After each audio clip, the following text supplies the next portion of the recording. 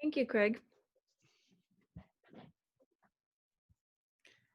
Tonight, our speaker will be Travis Marsot. I think all of you know Travis. And the title of his talk is Siblingship, the ways in which class structures estrange us. Welcome, Travis. I'm trying to unmute you. There you go. Thanks, Bonnie. Good night, everybody. Good night. It's really nice to be here tonight. Last fall, I gave a talk on freedom, and I've been thinking about values for the last year or so. Thinking about universal human values. Or you could say humanistic values that are relatively steady, things that don't vary much with time, and that we aspire to. So where I started was from the triple treasures of Buddha, Dharma, and Sangha.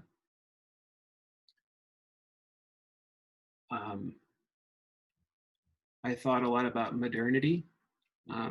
Actually, for the last several years, I've been thinking about modernity and what it means to be a practicing Buddhist in the modern world. And then, moreover, I've thought about what it's like to be a Buddhist in a democratic society. And I have an interest in history, so I've kind of gone back to the birth of modern democratic societies, which I trace back actually to Europe, in France. So, as you know, the French tripartite motto, you probably know, has three values that kind of mesh together, and those are freedom, or liberté, equality, égalité, and fraternity, or fraternity. Those are represented in the tricolor of the French flag of the French Republic. And the last time I talked through via Zoom, I was talking about sincerity, but I think that the distinction I would make between that talk and tonight is that with siblingship, which is really like a gender neutral version of fraternity, I've skipped past equality. I may go back to it at some point.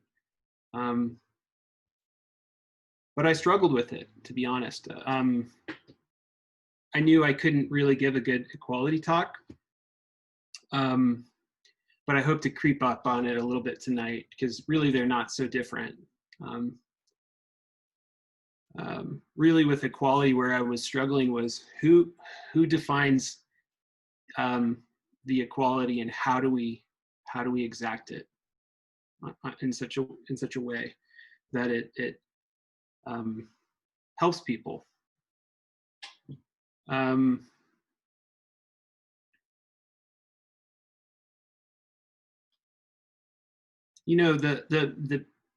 media that we're able to interact with is changing unbelievably fast. It's the stream of information just the ability that I could talk to you tonight from up in Calaveras County, and you see my face and you hear my audio, and it's really remarkable. And I can go back to like when I talked about Don Quixote and what that really meant socially for people, because here was a serial of a hero. There's a subscription service. People would be reading the next installment. And in Western in Western society, in Europe and in the New America, that was a form of practiced empathy. I know that there are several of you who are literary minded, and when you read a novel, you get inside a character, and that person becomes you in a sense, and you think about what it would be like to live a different life, and that's really remarkable. And I just I want to connect that to what we're doing tonight, which is it's a different medium. It's a warmer medium. And it's not really a linear medium, because I can talk to several of you at once, and it's like I'm right here. It's not a crowd. It feels different, but there's like this filter, and you're not really seeing me. You're seeing a visual representation of me. So it's a nonlinear process. It's accelerating. We're trying to cope with it. It's extremely entertaining. It is one of those things where you have access to every song you've ever liked. You have accessibility to every movie you ever cared about. You can probably look up your old friends from high school. They haven't lost touch completely because of social media, although I've made a deliberate attempt not to do that. But in our Zen tradition, we have this, and this is from Suzuki Roshi, through that lineage. But the one bird with one stone, and we actually don't even want to throw stones at any sentient life, but just to live is to impose on other people. And so I feel a little odd, because I'm up here in a relatively remote place. I don't see anyone except my family. I go out occasionally, but to be with you tonight is pretty special. But something I'm still learning how to feel about. I want to talk a little bit about my background. I grew up in Keokuk, Iowa. And Keokuk, Iowa is a really geographically unique place, because it's at the confluence of two rivers, the Des Moines River and the Mississippi River. There used to be three regions in the Mississippi Valley: the upper Mississippi, the middle Mississippi, and the lower Mississippi. And Keokuk was at the interface between the upper and the middle Mississippi. And this goes back to even Native American times. And then the lower Mississippi is below Memphis. You've got basically the Ohio and the Mississippi come together, and then the river gets very big. It's draining a third of the continent at that point. And it's a really wild river. that dumps out in New Orleans. And a couple hundred years ago, that was occupied by French. It was basically like a West Indies colony, and there was, as you probably know, the slave trade. And my last name's Marsot. My family came up through New Orleans in the Reconstruction era after the Civil War, and settled in the St. Louis area. So there's actually like a farm that we had what is now St. Louis, and then moved up further north into northern Missouri. And even my grandparents talked with a certain Missouri accent. They would say Missouri, but like, I'm trying to think like how to describe it, but it's like if you were listening to Folsom Prison Blues by Johnny Cash, like when he's talking to the prisoners. It's that sort of Mid-South dialect that goes down through Missouri and into Arkansas. And it's a rough place.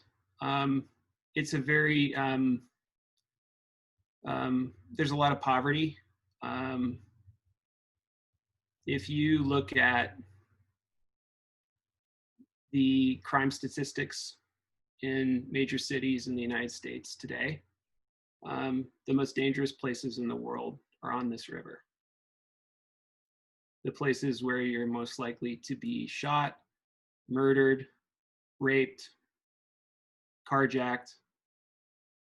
And I'm talking about St. Louis, Memphis, New Orleans, the places where they keep statistics.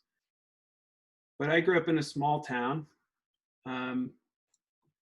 And I grew up in a town where my feature guest tonight, Mark Twain, is from. Not where he was born. He's known for growing up in Hannibal, which is across the river of where my parents live. But his brother owned a printing business in the 1850s. And he lived in Keokuk in my neighborhood in 1855 through 1857. And I'm gonna, Bonnie, if you don't mind, I'll share my screen. Sure, Travis. Give me just a second.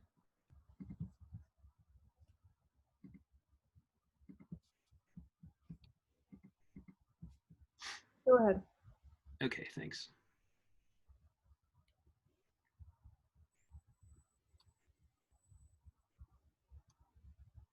So these are the two pictures I have in my cabin, the two portraits. In the foreground, you see Avalokiteshvara, and in the background, you have Mark Twain. And this was a portrait that was painted when he was about 20 years old. This is,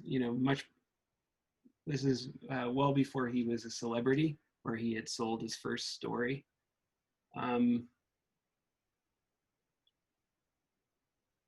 He was helping his brother in this printing business, and he was a good typesetter.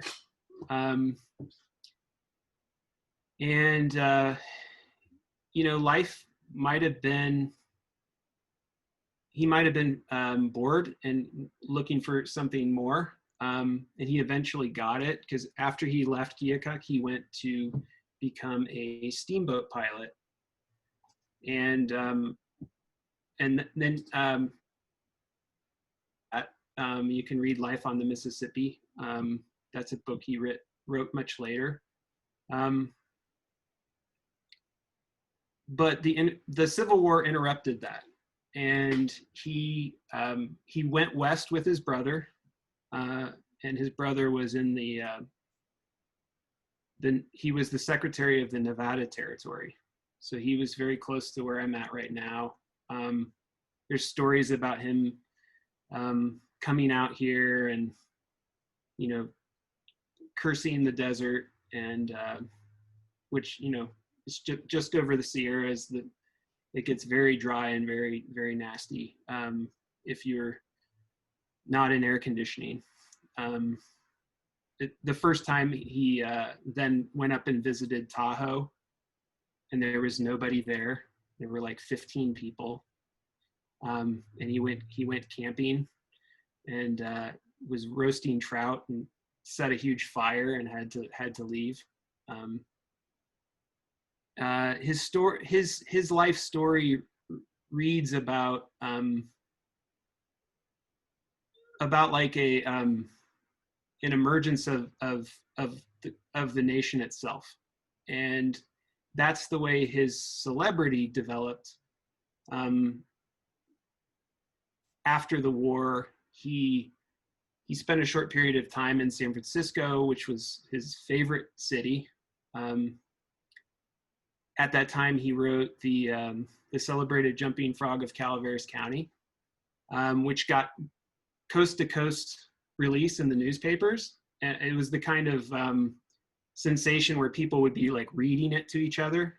And it's a very funny essay. If you haven't read it, it's, you know, it's like 10 or 15 pages. You can read it in a short period of time.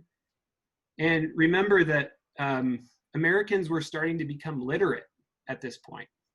You know, there was a sort of emergence of this what had been previously maybe a coastal or more elite activity, or this was something that Europeans did. They read novels. That literary tradition, you know, went back hundreds of years. But you know, in the Gilded Age, you know, the post-Civil War age, like there was this emergence of reading, and so he was a satirist. He was a humorist.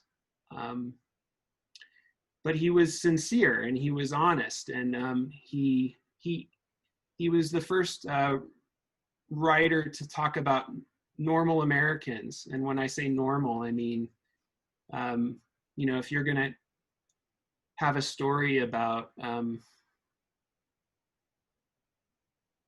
gold prospectors, you're gonna do it in the dialect that they speak. And a lot of these are, you know, Appalachian people who came over. They don't have a lot of resources, and they're going for it, and he was going for it. So after that story was a big hit, he went to Hawaii. He came back. He was on the first cruise ship, really like the first commercial cruise liner to Europe from the United States, and he just was having a great time as an entertainer. You could almost imagine him being on the ship as an ex-steamboat captain. He was a prolific partier. At some point in his life, I heard that he was smoking 300 cigars a month, which, you know, you just kind of like get your mind around that. He had a remarkable amount of energy, and his writing output was amazing. I mean, he wrote over 30 novels. He wrote thousands of essays in his life. And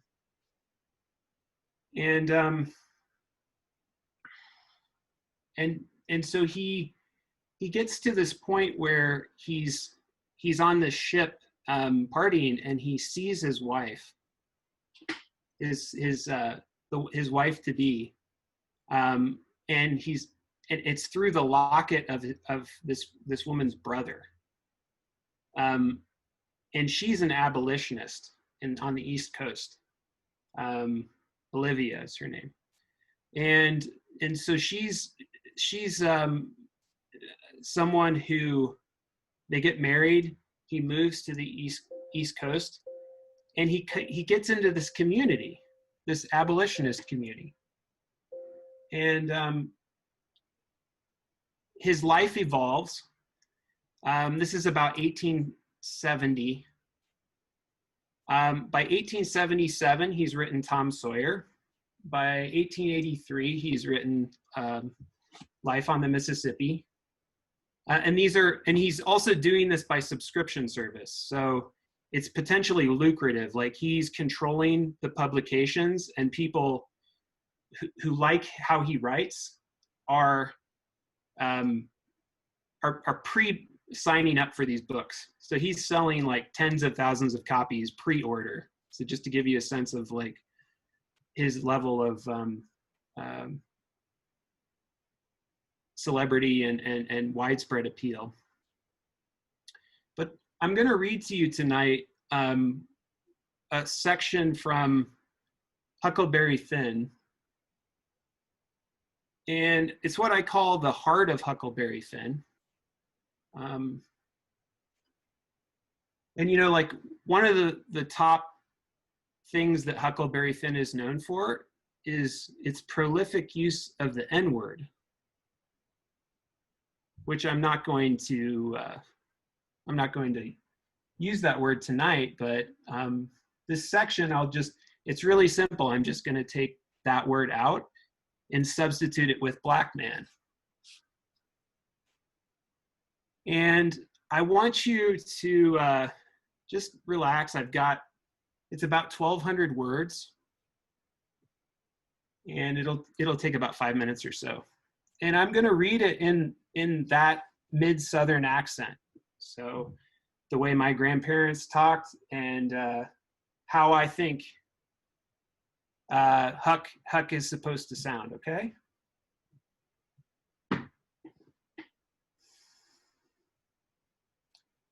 I went to the raft and sat down in the wigwam to think, but I couldn't come to nothing. I thought till I wore my head sore, but I couldn't see no way out of the trouble. After all this long journey, and after all we'd done for them scoundrels, here it was all come to nothing. Everything all busted up and ruined, because they could have the heart to serve Jim such a trick as that, and make him a slave again all his life, and amongst strangers too, for $40 dirty. Once I said to myself I would be 1,000 times better for Jim to be a slave at home where his family was, as long as he got to be a slave. And so I'd better write a letter to Tom Sawyer and tell him to tell Miss Watson where he was. But soon I give up that notion for two things. She'd be mad and disgusted at his rascality and ungratefulness for leaving her, and so she'd sell him straight down the river again. And if she didn't, everybody naturally despises an ungrateful black man, and they'd make Jim feel it all the time, so he'd feel ornery and disgraced. And then think of me. It would get all around that Huck Finn helped a black man get his freedom. And if I was ever to see anybody from that town again, I'd be ready to get down and lick his boots for shame. That's just the way of it. A person does a low-down thing, and then he don't want to take no consequences of it. Thinks as long as he can hide, it ain't no disgrace. That was my fix exactly. The more I studied about this, the more my conscience went to grinding me, and the more wicked and low-down and ornery I got to feeling. And at last, when it hit me all of a sudden, that here was the plain hand of Providence slapping me in the face and letting me know my wickedness was being watched all the time from up there in heaven, whilst I was stealing a poor old woman's black man that ain't ever done me no harm, and now was showing me there's one that's always on the lookout and ain't a-gonna allow no such miserable doings to go only just so fur and no further. I almost dropped in my tracks, I was so scared. Well, I tried the best I could to soften it somehow for myself by saying I was brung up wicked. And so I weren't much to blame, but something inside of me kept saying, there was the Sunday school, you could have gone to it. And if you'd have done that, they'd have learned you that people that acts as I'd been acting about that black man goes to everlasting fire. It made me shiver. and I about made my mind up to pray and see if I couldn't try to quit being the kind of boy I was and try to be better. So I kneeled down, but the words wouldn't come. Why wouldn't they? It weren't no use to try and hide it from him, nor from me neither. I knowed very well why they wouldn't come. It was because my heart weren't right. It was because I weren't square. It was because I was playing double. I was letting go to give up a sin, but away inside of me, I was holding on to the biggest one of all. I was trying to make my mouth say I would do the right thing and the clean thing and go to that black man's owner and tell where he was. But deep down in me, I knowed it was a lie, and he knowed it. You can't pray a lie.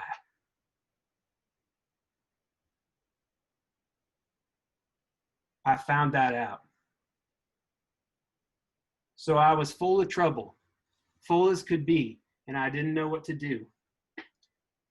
At last I had an idea, and I says, I'll go and write the letter, and then I'll see if I can pray. Why, it was astonishing the way I felt as light as a feather right straight off, and all my troubles were gone.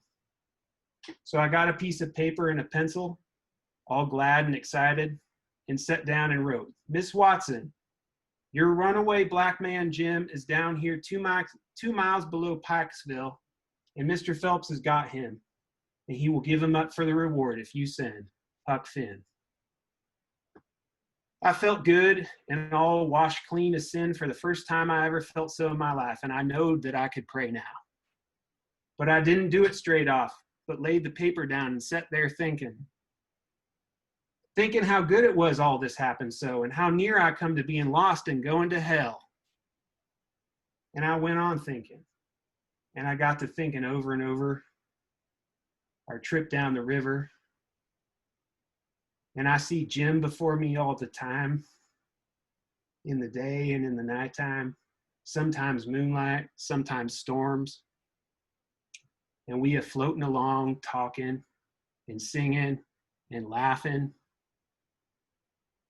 But somehow I couldn't seem to strike no places to harden me against him. But only the other kind. I'd see him standing my watch on top of his, instead of calling me so I could go on sleeping, and see him how glad he was when I come back out of the fog, and when I come to him again in the swamp, up there where the feud was and such like times, and he would always call me honey, and pet me and do everything he could think of for me, and how good he always was. And at last I struck the time I saved him by telling the men we had smallpox aboard, and how he was so grateful, and said I was the best friend old Jim ever had in the world, and the only one he's got now. And then I happened to look around and see that paper. It was a close place. I took it up and held it in my hand. I was a trembling, because I'd got to decide forever betwixt two things, and I knowed it. I studied it a minute, sort of holding my breath, and then says to myself, all right then, I'll go to hell. And I tore it up. It was awful thoughts and awful words, but they was said. And I let them stay said, and never thought no more about reforming. I shoved the whole thing out of my head and said that I wouldn't take up wickedness again, which was in my line being brung up in it, and the other weren't. And for starter, I would go to work and steal Jim out of slavery again. And if I could think up anything worse, I would do that too. Because as long as I was in, and in for good, I might as well go whole hog.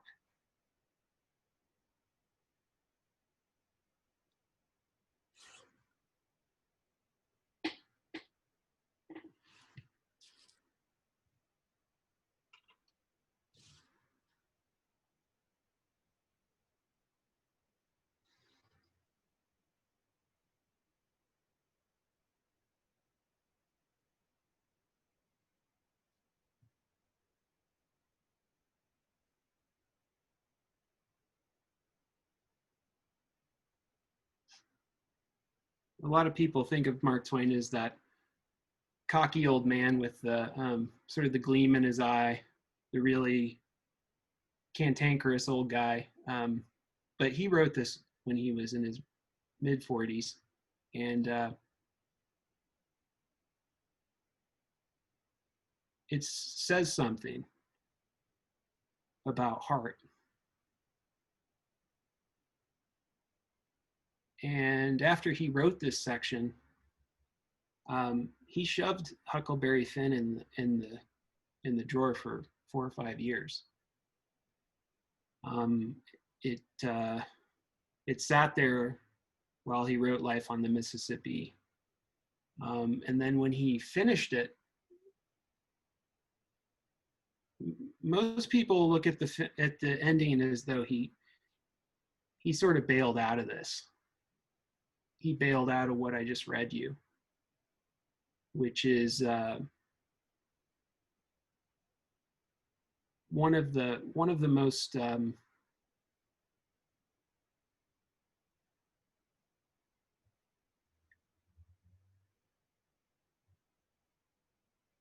I think he's one of the greatest moralists of the modern age. I think he said something about universal human values, about siblingship.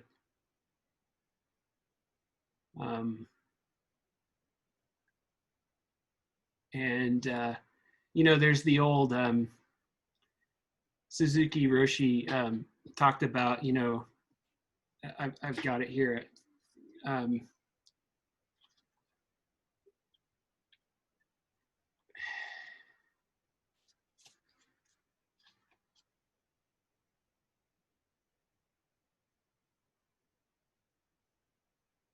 This is from No Trace, from Zen Mind. When we become old, we are often proud of what we've done. When others listen to someone proudly telling something which he has done, they will feel funny because they know his recollection is one-sided. They know that what he has told them is not exactly what he did. Moreover, if he is proud of what he did, that pride will create some problem for him. Repeating his recollections in this way, his personality will be twisted more and more until he becomes quite a disagreeable, stubborn fellow. And this is an example of leaving a trace of one's thinking. We shouldn't forget what we did, but it should be without an extra trace.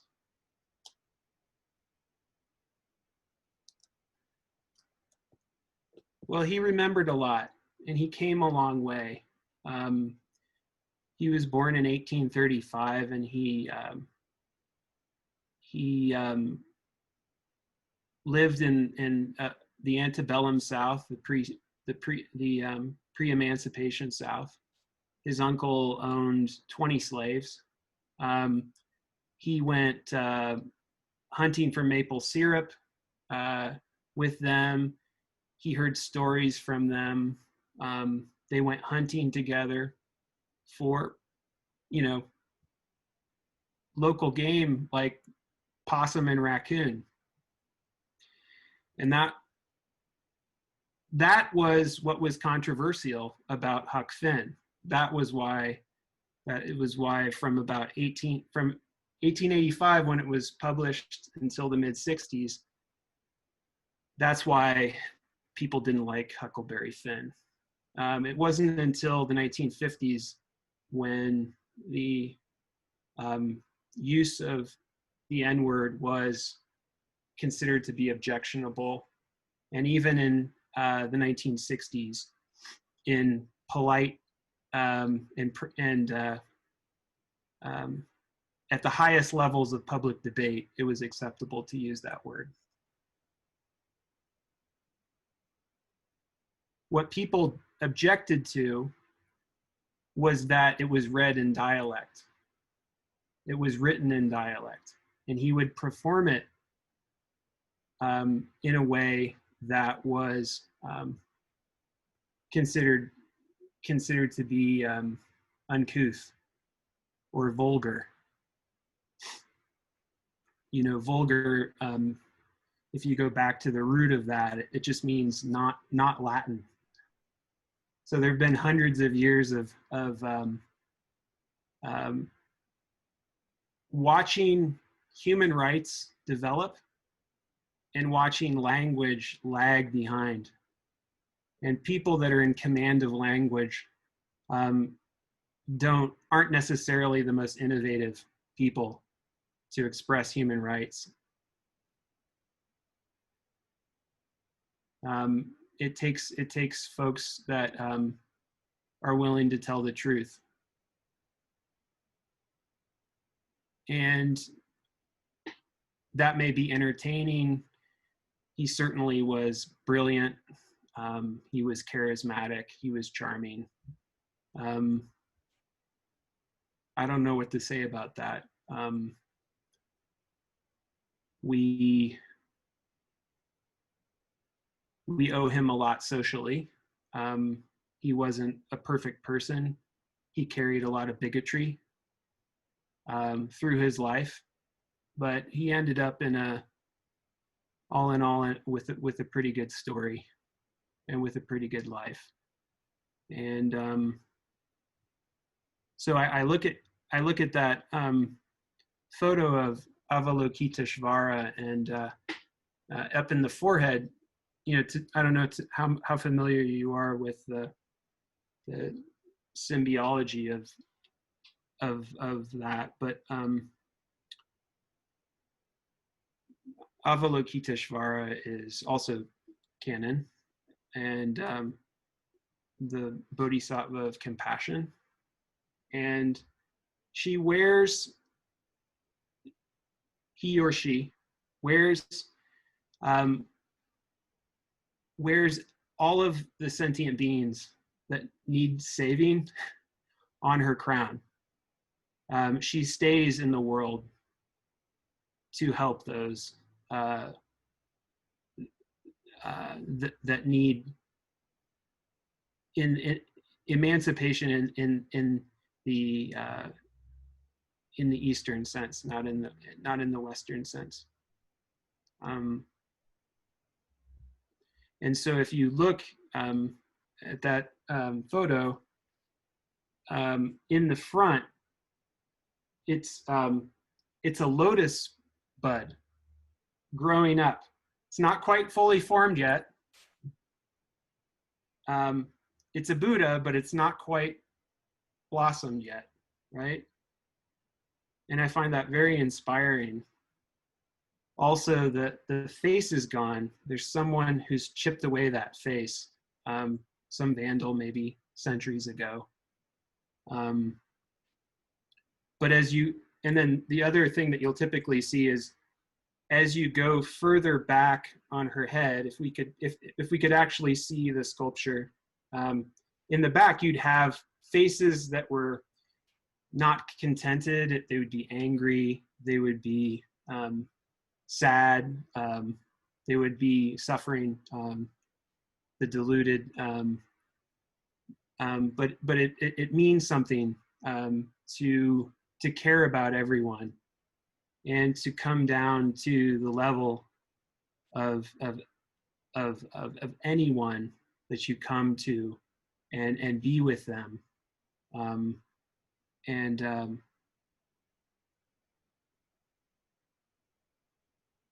and so I find him to be very inspiring for the idea that we can have a brotherhood or a siblingship that extends across the globe. And he reminds me of how recent an idea that is. So, and how hard his life would have been to be in Connecticut late in life, and to hear. I mean, there was I read something where his community didn't want to consume maple syrup because slave labor was used to make it. But he was aware that in the West Indies, where slavery was legal, they were just making the substitute sweetener Um, so so that sort of like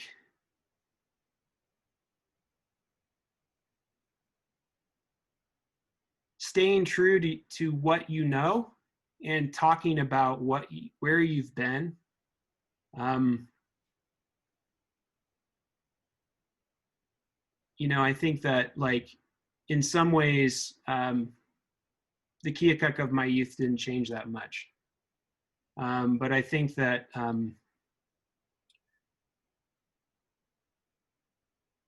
we've changed as a country. We've in some ways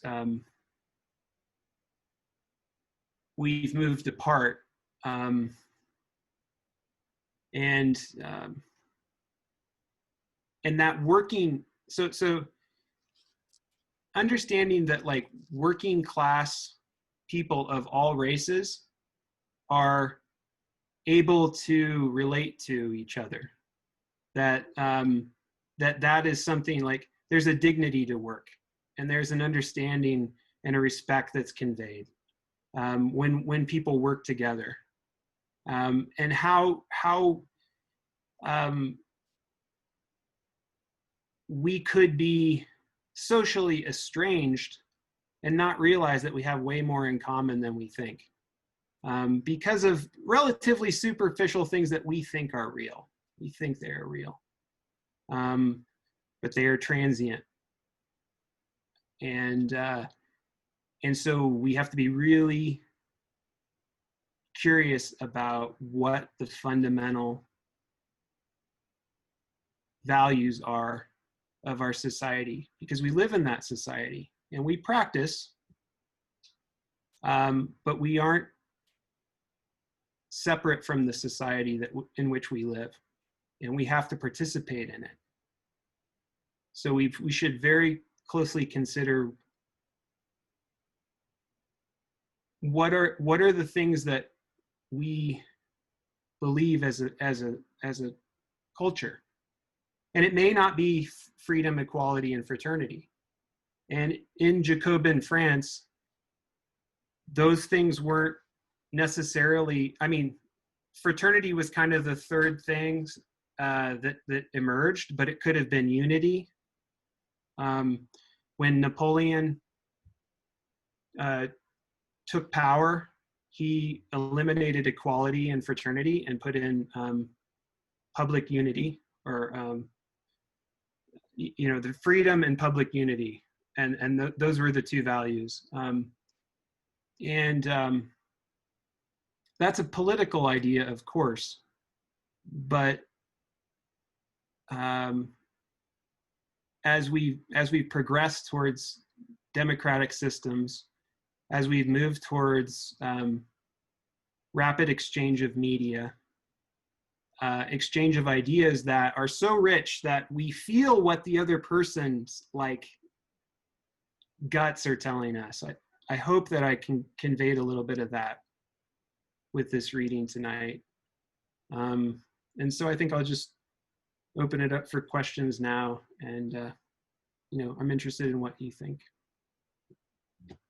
Thanks.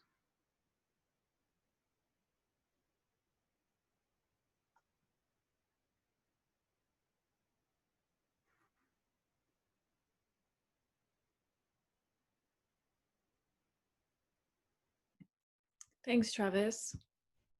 So if anyone has any questions, feel free to raise your hand or come to guest show.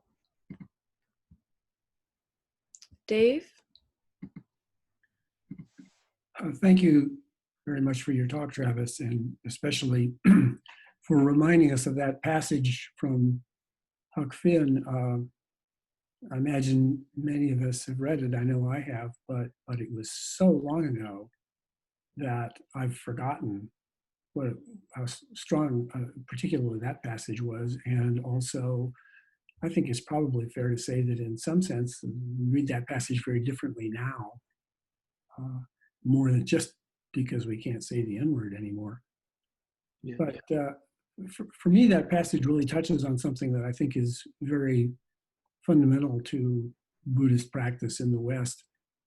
And it's the difference basically between the view of human nature and morality that is found in Christianity and what's found in Buddhism. Um, there's this completely different view of what it means for human nature to be sort of layered over by a bunch of external constraints from society and religion and other aspects of life. I mean, in the Buddhist tradition, we say that our fundamental nature is perfect and compassionate, and that's the source of it. And that if it's overlaid with other junk, other delusions, that's the source of dukkha and suffering in the world. And Christianity sort of turns that view on its head and says, fundamentally, we are all sinners, and the only hope for us is for religion, Christianity in particular, and Jesus to layer over our true nature with all of these rules of what we can do, of what's moral and what's immoral. And so in this passage, you see Huck Finn's true nature of compassion for Jim struggling and bursting free to emerge, and all of these things that he's been taught about how not just Christianity in general, but in particular how Christianity had been distorted to support the whole notion of slavery of Black people. And the way that he's feeling so guilty because of these superimposed delusions, how much suffering this is causing him, and ultimately that the compassion in his true nature breaks free from all of that and expresses itself. So that passage just really moved me. So thank you for reminding us of that.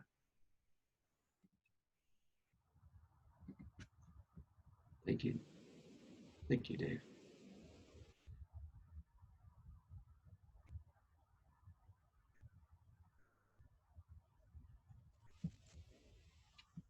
Brenda. Hi. Brenda. Hi, Brenda. Yeah. Hi. Can you hear me? Okay. Yeah. Yeah. Lovely talk, Travis. Yeah, I think one of the things that we've been mulling over, and that's kind of coming to mind too, and some of the things that we've been hearing about sort of ancient Chinese Zen is that keeps coming to my mind is that it. One of the reasons that the ancient Zen masters were so successful in having Zen live on in China and then in Japan is welding it to the culture, welding it, making it live in the culture. And I think that's one of the things that we're still in the process of trying to do, as Dave always reminds us, the first 100 years are the toughest. And I think this is a very important step in this direction. What you kind of charted out tonight. So thank you. Thanks, Brenda.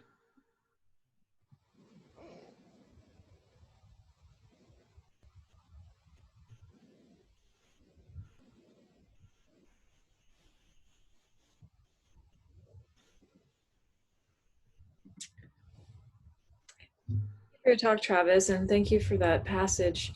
I don't have my question fully formulated, but there's something I want to talk about that I noticed that was a parallel both in Huck Finn and with Avalokiteshvara and the pictures side by side. So the story of Huck Finn, Dave pretty much captured it, but Huck Finn is basically accepting that he's going to go to hell for all of eternity, but he can't turn his back on Jim. And it's showing in a way that society tends to, or at least in that time, really retaliated against people for helping out, people who were enslaved. And then I looked at the picture that you shared of Avalokiteshvara, and you said on her crown is all of the people, all of the souls, all of the beings that need to reach enlightenment, and how she's holding them with such love and such compassion. And then someone went and just defaced her.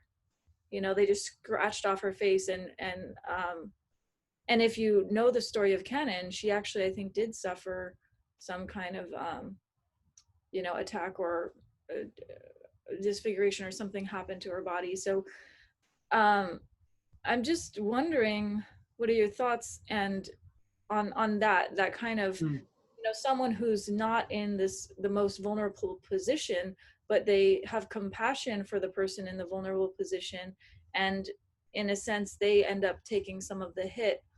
Yeah. Like, are we going to grow out of that? Is that Yeah. So thank you for your question. Great question.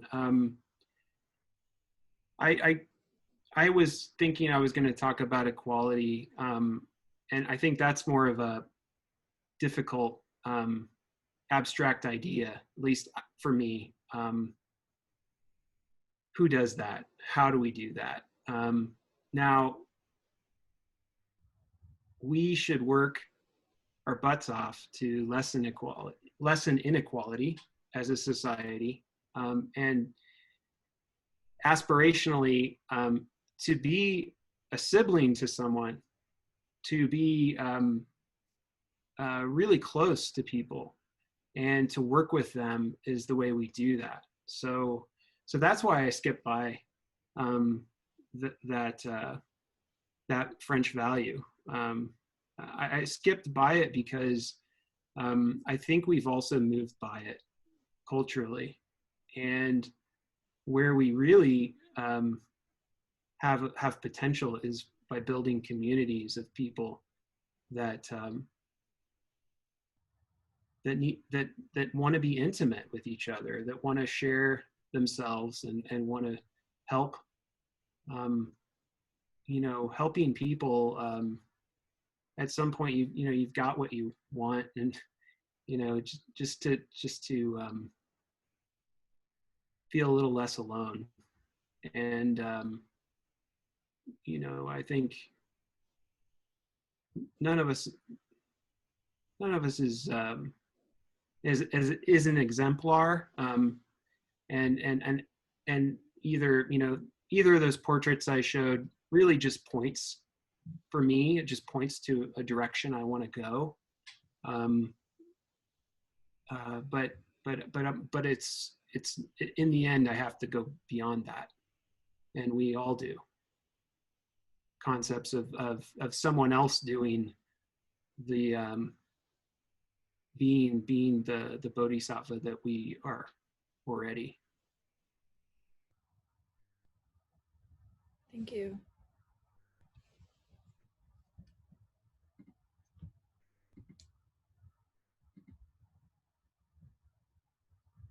Vanessa?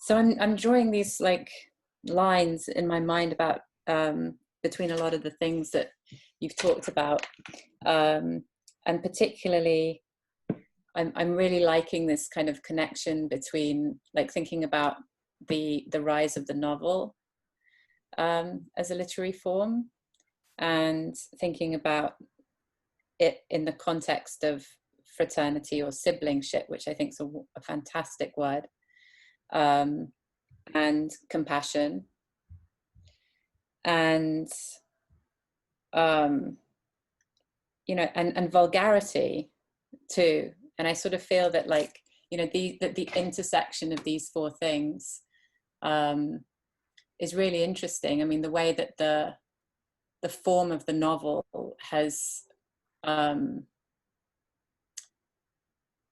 sort of fought for vulgarity in a way, has kind of fought against elitism, the way that the novel sort of is like a study in intimacy, and it's precisely a study in people, like coming from this this kind of point of view of siblingship. I mean, the novelist, essentially really wants to erase themselves and put their characters at the forefront, like it's really about this. And then sort of thinking how easily that can spill over into entertainment, and how easily it can spill over into that kind of perhaps more contemporary nuance of vulgarity, like when we talk about something being vulgar these days, or in common speech, like we don't necessarily mean it's something referring to the common population at large, but it's something that's sort of perhaps rude or inappropriate. So it's a sort of, I feel like there's this sort of perpetual struggle between a kind of more elitist faction trying to lay claim to the novel as high literature, and you know, and it really being the realm of siblingship, of fraternity, of some kind of like equality. And I'm just wondering if there's anybody like since Mark Twain or any kind of work that you see from any sort of artist, whether they're novelists or they use another art form today, that's performing that same kind of function that Mark Twain did, doing that similar kind of work. Good question. Thanks. Well, I look at Mark Twain sometimes with his contemporaries. He's been compared, or he's been talked about with respect to Horatio Alger quite a bit. And Horatio Alger, you know, is known for that sort of rags to riches story, you know, and it's a consistent theme. And he was a popular writer, and he just kept writing those types of books. And that was part of the ethos in which Twain lived. I think he had an additional depth because he had seen parts of America that were much different than, as you say, the elites of the time had ever experienced. And you know, the other author that I think about with relation to Mark Twain, another contemporary, is Leo Tolstoy, the Russian writer. And he was born and he died, you know, roughly the same time. And a lot of progressive thought today, you know, you can kind of go back to Tolstoy. But interestingly, with Tolstoy, he was sort of pre-spiritualism. So he was an ardent Christian. And I don't want to like actually explain it like just so, like he was in the 19th century, so he took a literalist interpretation of moral Christianity. That's a very simplistic thing. You should read him yourself. But you know, he really took to heart like the things. By the 19th century, people kind of had an idea. There was a lot of biblical scholarship, and they had an idea of like, these are kind of the things that Jesus might have actually said. We should take those really seriously. Sort of like, you know, well, it's the Sermon on the Mount stuff. And those are, you know, if I think about, that's, you know, turning the other cheek. Blessed are the meek. If someone strikes you on the cheek, turn the other cheek. If someone takes away your cloak, you know, give them your tunic also. Just really like that really radical Christianity that was around back then. And there were people that were really serious about living that way. So that's how I think about Twain. I put him on that level with Tolstoy as being ahead of Alger, but a contemporary. So he's informed by the America of Alger, but he has the moral depth of Tolstoy. And most of 20th century geopolitics is like the intellect of Tolstoy and Twain kind of like arm wrestling, if that makes sense.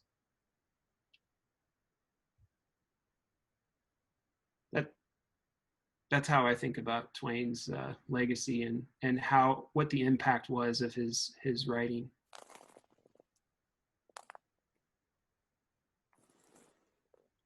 Thank you.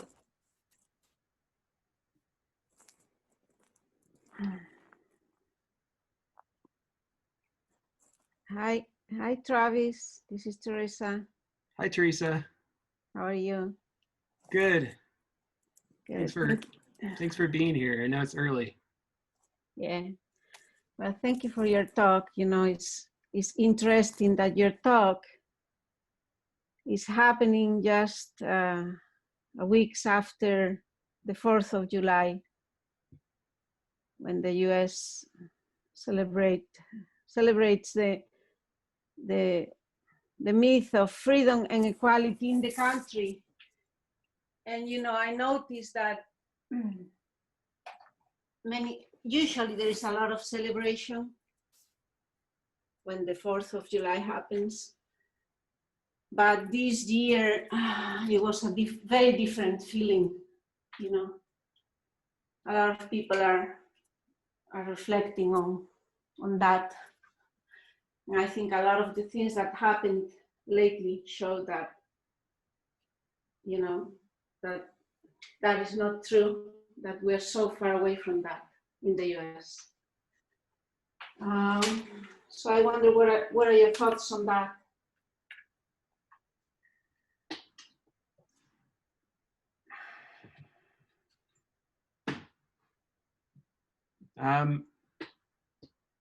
I have some idealism. I believe in people. I like people.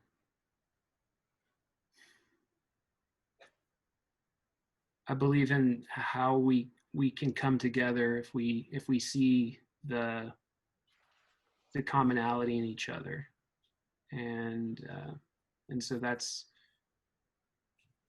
sometimes hard to just bundle it all into a holiday. You know, what do we do the other 364 days?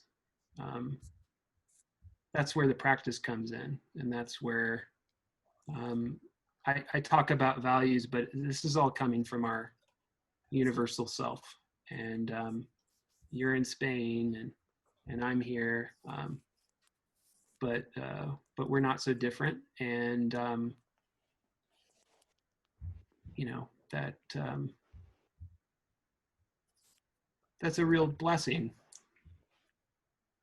that we can be together. Mm-hmm.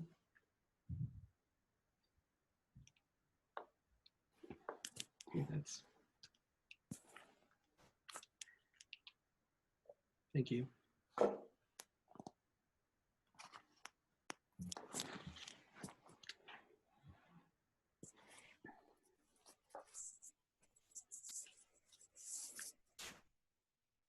Any other questions?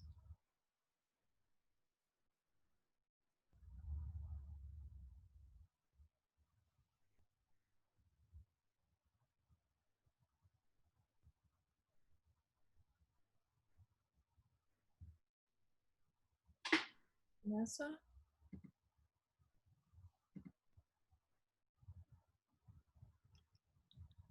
I only have a second question if nobody else has one right now. Lots of questions. Actually, this is more kind of historical stroke factual, but you, as someone, you know, who is not very well acquainted, I'm learning about US history as fast as I can. But could you tell me a little more about why is it, you mentioned about the highest crime statistics being in the cities along is it the Mississippi River, you said? Sure. And yeah. the area which, could you say a little bit more about why that is? Yeah, of course. So it's a highway. That's the short answer. It wasn't a highway really in Twain's time. It was an adventure. And he had that romance to it. And then later in life, when he went back, he already saw that it had changed. But he lived in a time of abundance. The nature was so beautiful. The Mississippi Valley, so beautiful. You know, the cypress trees that you were photoing in Florida. You know, you would go to the Delta in New Orleans, and you could just paddle out for miles and see them all over. You've heard of John Deere, the tractor company? Yeah. So the plains back then, were still there. John Deere was a blacksmith in Western Illinois, and he patented or made the first high quality steel plow that could break the plane. So if you drive through the Midwest now, you see field after field of corn and soybean, and that's made to maximize economy of diet, right? It's not really for the environment, and a lot of what flourished, because the town I grew up in was large in the Gilded Age, 1870, 1880, that time period. But it was always a wild place.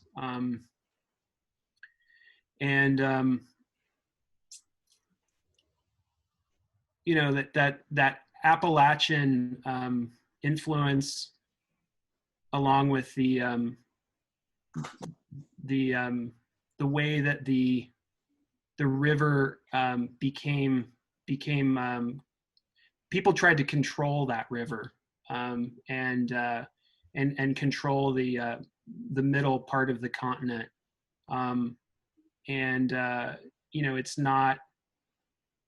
it's not a place where I don't think there's a lot of understanding culturally from coastal folks as to what the Midwest is really like. Like I could drive 4 hours to Chicago, but culturally it's so different. Culturally, if I go to St. Louis, I understand people as a child. This is my own experience.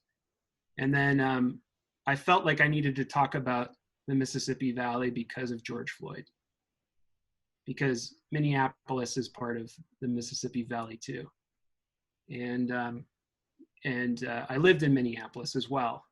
So, when next time you look at a US map, like look down the Mississippi from Minneapolis to New Orleans, just trace your finger down, and you'll, you can just see how like there's this stripe of commerce, of diversity, like the town I grew up in is, ethnically more consistent with America in general than the Bay Area or Calaveras.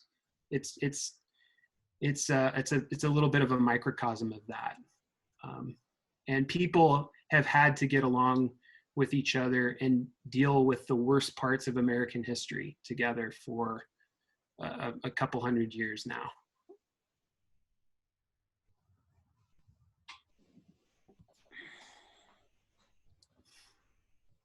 I just want to thank you for that question, because the dots are now connecting in my head. We used to talk about war in the Middle East, and the reason we have so much war in the Middle East for as long back as we can remember is it's the major cross section of all these trade routes and all these different together. But I never made that connection to the Mississippi River, as this is a major freeway of commerce, and where there's resources and trade routes, that's where money is, and that's where conflict happens, and that's where and economic strain.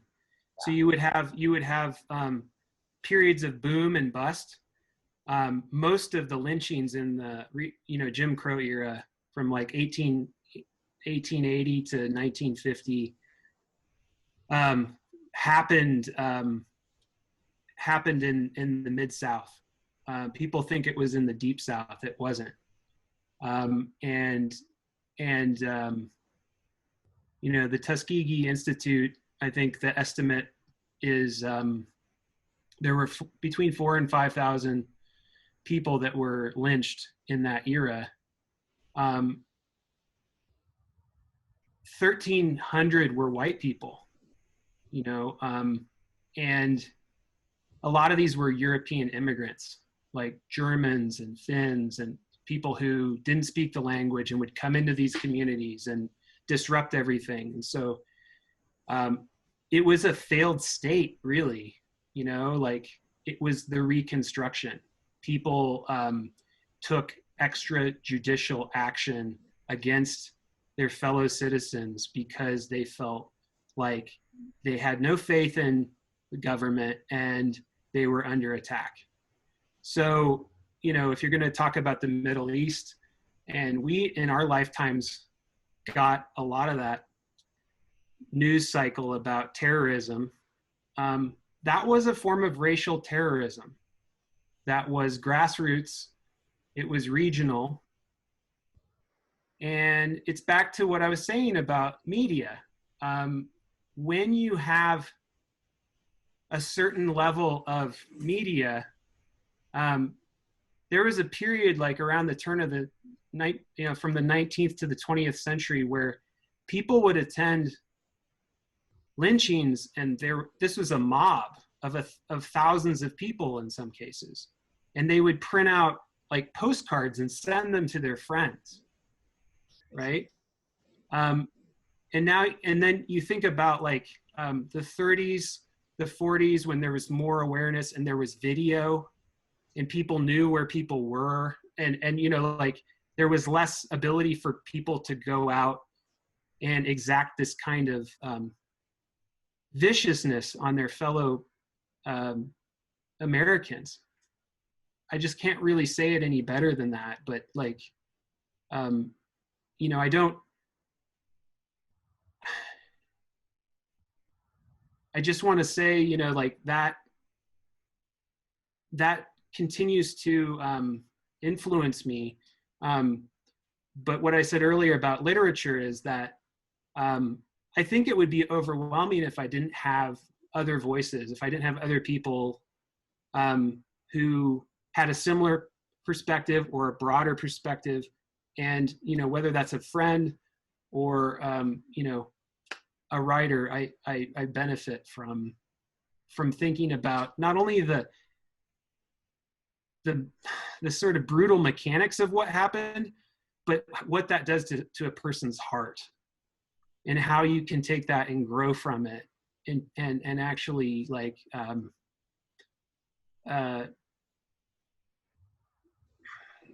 and transcend it in a way. If it helps people to hear about this, I hope that's kind of what I wanted to get across tonight. It's not a new problem, is what I'm saying. No. Travis, I have another question. You said, I think at the beginning you mentioned something about what it means to be a Buddhist in the modern times, right? Yeah. So what does it mean? Well, we take the precepts when we become a student, and and those are not to kill, not to steal, and you get down to like 7 or 8, not to extol others, not to extol yourself or slander others, and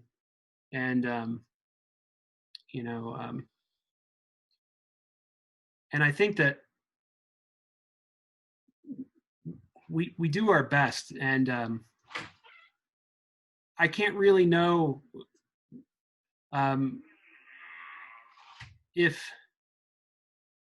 I try to be a Buddhist.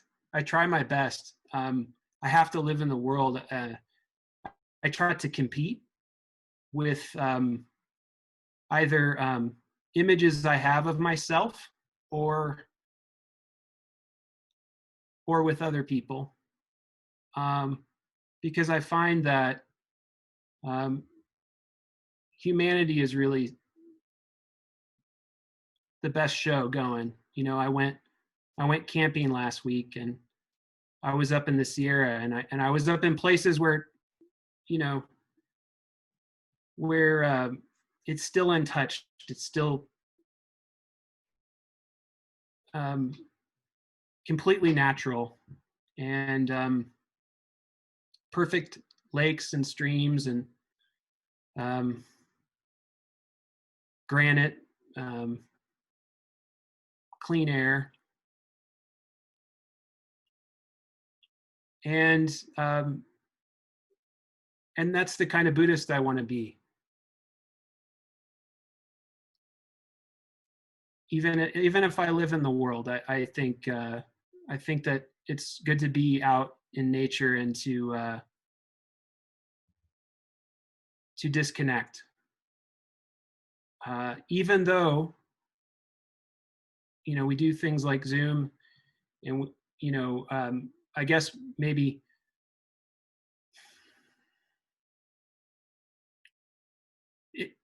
Christianity in a way came on a literate cusp, and I think Buddhism. I know less about the early development of Buddhism,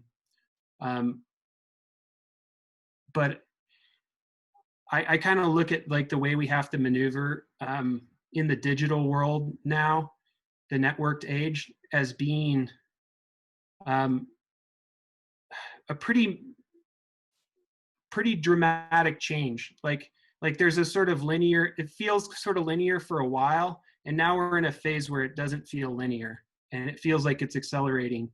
And we have to keep enough.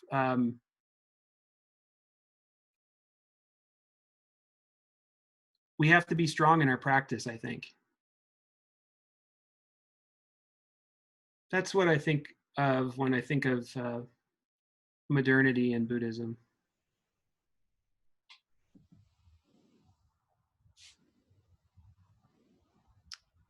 Thank you, Travis. So we're after 9 o'clock. If anyone else has a burning question, we could take one more. Otherwise, we will close out and continue afterwards. Les, are you trying to say something? No? No, okay. Peter?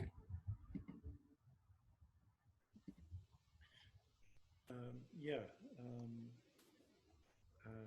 Thank you so much, Travis. It's really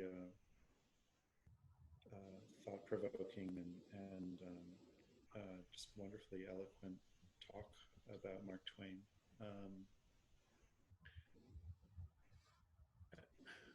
There's something percolating in the back of my mind, which is this maybe a really strongly felt contrast.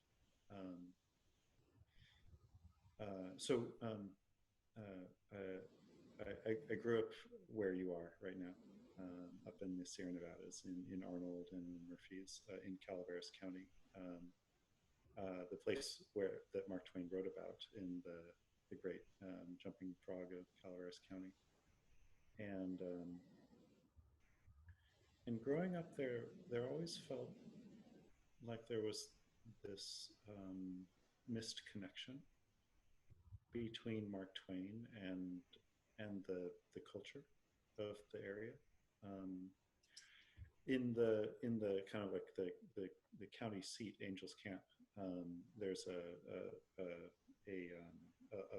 park that has a big old statue of Mark Twain, and we have schools named after Mark Twain.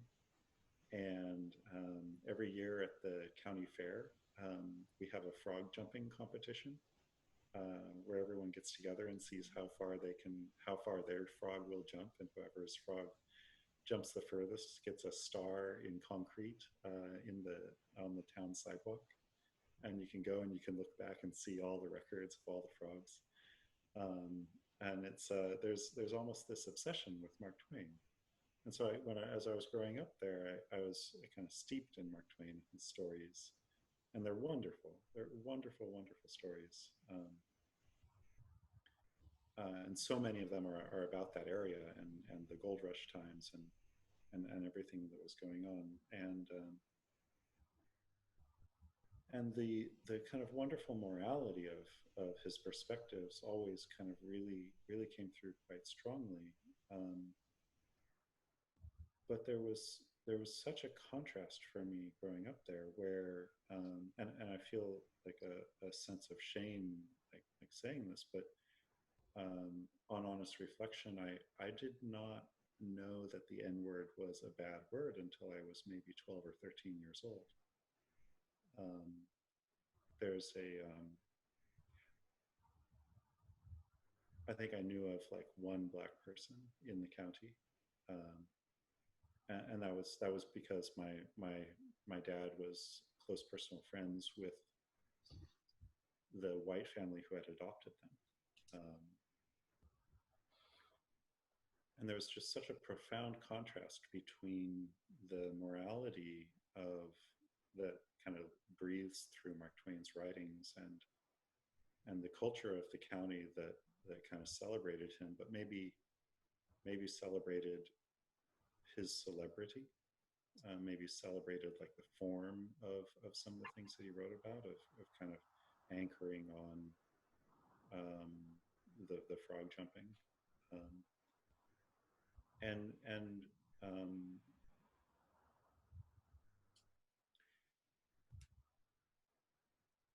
I like what you were talking about how I see a parallel. I think you and I had very different childhoods, but just in the similar way of you were explaining how your town is something of a story of the United States, kind of a story of the conflicts written on your town's history. Maybe there's a similar story of kind of a missed message of the morality of Mark Twain. I don't know if I have a question, but it strikes me as I'm hopeful. I feel a hopefulness that maybe this moment right now in American history is a chance to actually confront questions of racial justice. I haven't been home in some time, but I'm hopeful. I'm hopeful that there are conversations happening up there right now because of George Floyd and all of the protests. I'm not sure this is a question, but I'd be very curious if you have thoughts about any of this. I do. I think there's really like a element of patriotism that is sort of superficial, that we can get through on our own. Nobody can do that work for us. To be American and to work towards a better society doesn't mean we need to think less globally. I do think in the universal human values, and that's why I chose the French democratic values. But I could just as easily go into the I have a dream speech and pull out these 3 words. And so to be a good American means sometimes to give skillful criticism of America.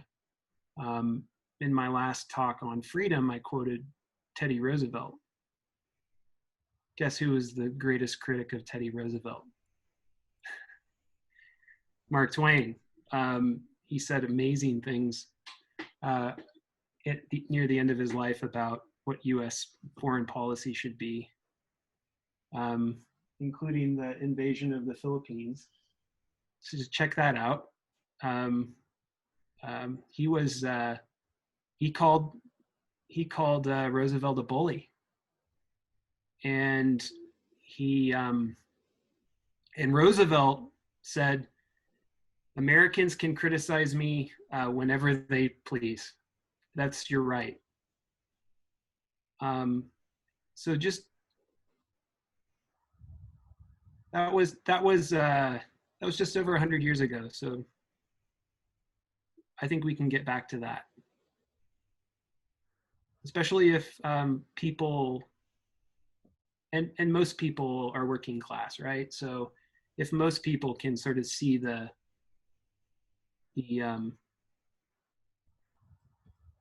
they're part of a community and that we're all together in this.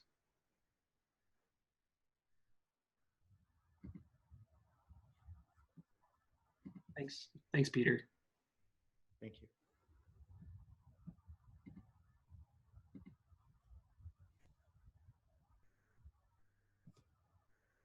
Well, with that, I think we will close for the night.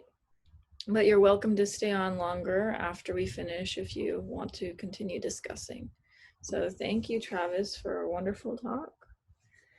Hey, Bonnie, are you gonna make the announcement for the meeting? Oh, yes. Thank you. We have a board meeting this coming Saturday at, let me see if I'm getting the time right. Is it 8 o'clock a.m. or 8:30? 8:30, I think. Thank you. It's at 8:30 this Saturday, and that means that we will be canceling the 9:30 sitting. We might just want to consider canceling it permanently because we have so many adjustments to that sitting all the time. But this Saturday, we will have a board meeting at 8:30 Pacific. Please join us if you're available. Any other announcements? Yeah, I have an announcement. I'll paste the email here. If any of you are planning to take the Polaroid workshop, I talked to her yesterday and she said she would love if people could write to her and tell her a little bit about why you're interested in participating in the workshop and a little bit about your background in Zen. In the email that Les sent, I think his Paula's email was incorrect. So I wonder, I don't know. She said she only received one email. So I'll paste it here in the chat if any of you plan to attend. Lisa, could you remind us the date? I tried. August 1st. August 1st. And if anyone hasn't been caught up on your email, the Paula Arai workshop is for the healing power of rituals. And it's going to be an online workshop. So I did email her and it bounced back. And I thought it was because of my Wi-Fi problem. I've had a lot of problems. Okay, so it sounds like... But then Les said, no, that is right. That's her email. So I'm not sure. No, I pasted it. You have it on the chat. Can you see it? So Teresa, if anyone has trouble emailing Paula, is it okay if they email you to forward to Paula? Is that all right? Or no, you don't want that? No, I mean, I think probably maybe Vanessa will include it on the website, the letter, right? Actually, yeah, Vanessa, can we include it in this weekend's newsletter? And yeah, that would be good. Yeah, that way they'll still have time to send it. You're on. Oh, sorry. Yeah, Teresa, if you want to, I'm just thinking if we want to just put together a little text or something. Yeah, I will. Explaining. Let's wrote something. We have something on the website, but I talked to her yesterday, so based on our conversation, she just insisted on that, on the fact that she would like to know a little bit about people who are planning to participate. So. Okay. So it sounds like the original email might have had a typo or something. So let's try. No, it's a different address. It's the right name, and then maybe she's at a different institution or something. But I think it says .com at the end instead of .edu. Oh, okay. Yeah. All right. Well, thanks for bringing that to our attention. Let's put out a reminder with the correct email address. Awesome. Thank you, Teresa. Any other announcements? Okay. Any newcomers today? I think I recognize all of you. You're all old timers. Oh, hi, Colleen. I think I know Colleen. Hello. Hi, Colleen. Hi, everybody. Welcome. Thank you. Okay, well, can we quickly go and say our names? I know it's 9:25 already, and a few people had to jump early, but we can do it like popcorn. Just try to get everyone. Right. Vanessa. Colleen. Dave. Elizabeth, and thank you, Travis, for a great talk, and it's wonderful seeing you all. Thanks, Elizabeth. Travis. Janet. Brenda.